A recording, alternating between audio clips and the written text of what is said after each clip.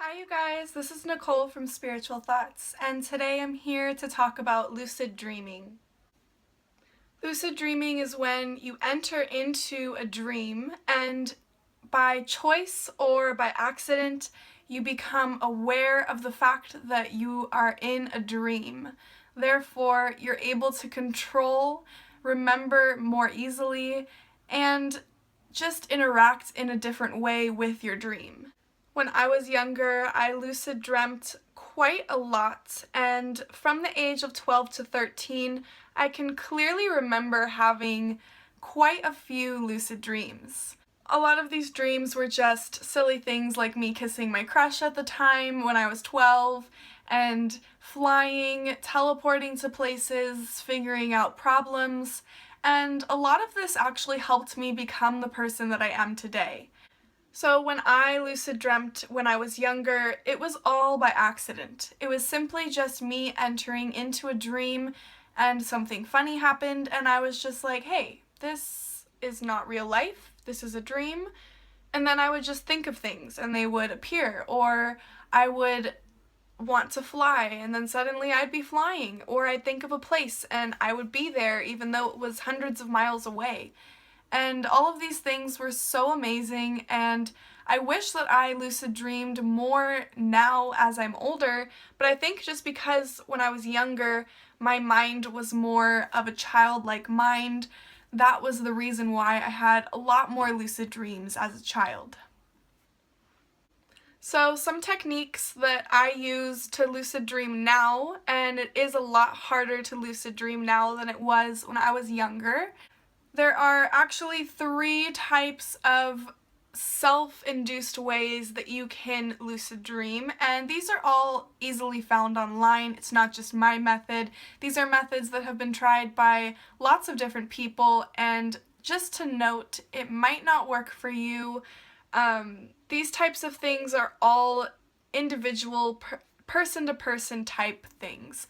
So what works for you might not work for me, and what works for me might not work for you. So I'm just going to simply share some of the methods that work for me, and there's one method in here that I haven't tried yet, but I think it would work for a lot of people. The first method is the hardcore self-induced method, which I have done about 3 or 4 times, and it's not my favorite way to get into a lucid dream, to be honest. But the way that you do it is you lay in bed. The best time to do this is when you're super tired, or you just woke up from sleeping and you've already been awake for an hour and then you want to go back to bed. That's another good time to do this.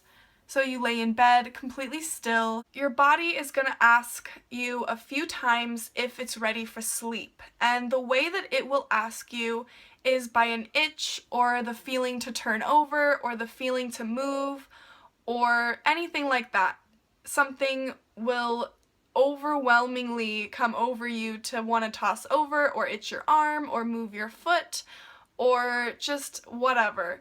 Do not do it. Completely resist that temptation, and it can be painful at times. I remember one time I had this really hardcore itch on my shoulder, and I couldn't itch it because then it would tell my brain that I was still awake, and I just had to sit there for 5 minutes with this horrible itch. But it does go away.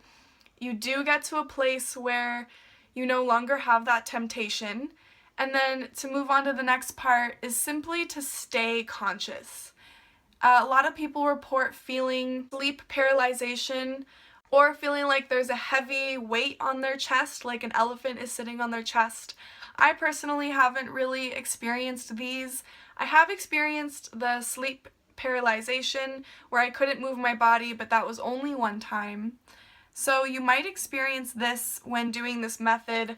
But after that, slowly, once your body gets the message that it's ready for sleep and that your mind is shut down, which it is not, you will enter into your dream state. You can either start imagining things, or your dream will just take off and you can control it. This method isn't my favorite because of the way that you get into it, and because the dreams that I have had with this method, they weren't as long and they weren't as vivid. I didn't remember them as well, and I just didn't have as much control over my surroundings as I did with the other method, which number 2, the second method, is the intention method. Now this one I think works only for some people. I really haven't heard this method with a lot of people, but it is very simple.